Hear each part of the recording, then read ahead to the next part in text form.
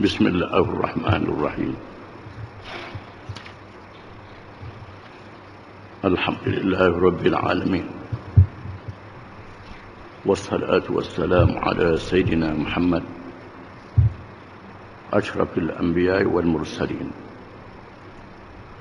وعلى آله وصحبه أجمعين أما بعد.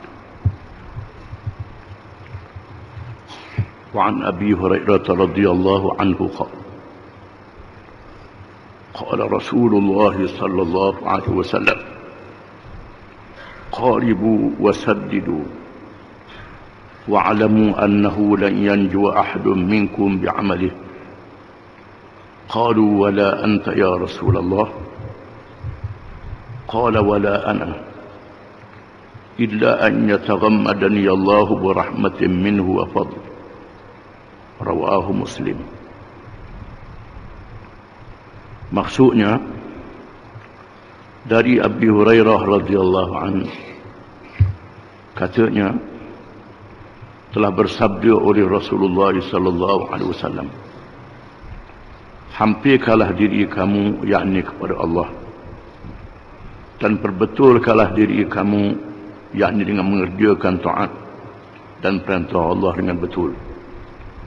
Dan ketahuilah bahawa sesungguhnya seseorang itu tidak selamat dengan jasa amalnya sahaja. Lalu mereka berkata, engkau juga tidak wahai Rasulullah? Sabdanya, dan aku juga tidak, malaikat Allah mengurniakan kepada aku rahmat daripadanya dan kurnia. Hadis riwayat Muslim. Hadis ini menunjukkan bahawa yang penting bagi seseorang itu ialah beristiqamah, yakni mengikut jalan yang betul sebagaimana yang diperintah oleh Allah Subhanahu wa taala, yang disampaikan oleh Nabi sallallahu alaihi wasallam, secara taat dan patuh dengan berterusan, dengan hati yang ikhlas. Sesungguhnya seseorang itu tidak boleh menebuskan diri dengan jasa amalannya sahaja, kerana amalan sementara waktu di dalam dunia tidak boleh menampung masa yang lebih lama di dalam kubur dan masa yang lebih lama di hari akhirat, yang merupakan masa yang selama-lamanya. Kita melihat sendiri bagaimana mereka yang telah mati, yang berada di dalam kubur sudah beribu-ribu tahun, sedangkan umurnya di atas dunia hanya beberapa puluh tahun saja. Termasuk Nabi Nuh alaihi salam yang umurnya 1000 tahun, tetapi di dalam kubur sudah beribu-ribu tahun. Apalagi dilihat hari akhirat yang kekal selama-lamanya, yang tidak ada mati lagi, menunjukkan bahawa seseorang itu tidak boleh membayar jasa Allah Ta'ala dengan ketaatan, dengan kepatuhannya sahaja. Seseorang itu tidak boleh membayar dan menebuh dirinya dengan jasa amalan di masa umurnya sahaja, walaupun Allah Subhanahu wa Ta'ala menggandakan amalan itu dengan pahala yang berlipat kali ganda. Semuanya adalah kurnia dan pemberian daripada Allah Subhanahu wa taala. Oleh kerana itu seseorang itu hendaklah berusaha sedaya upaya untuk mencari keredaan Allah Subhanahu wa taala, diterima oleh Allah, maka hendaklah dia berada dalam keadaan istiqamah, dalam keadaan melazimi taat kepada Allah Subhanahu wa taala.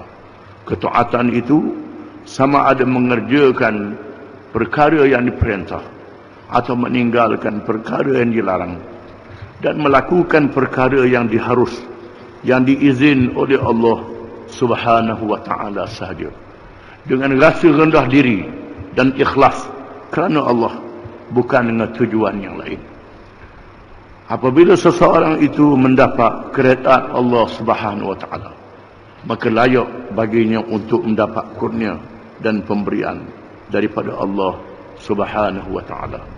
Apabila kita menyadari perkara ini semua, maka kita merasa kecil dan merasa hina di hadapan Allah Subhanahu wa taala.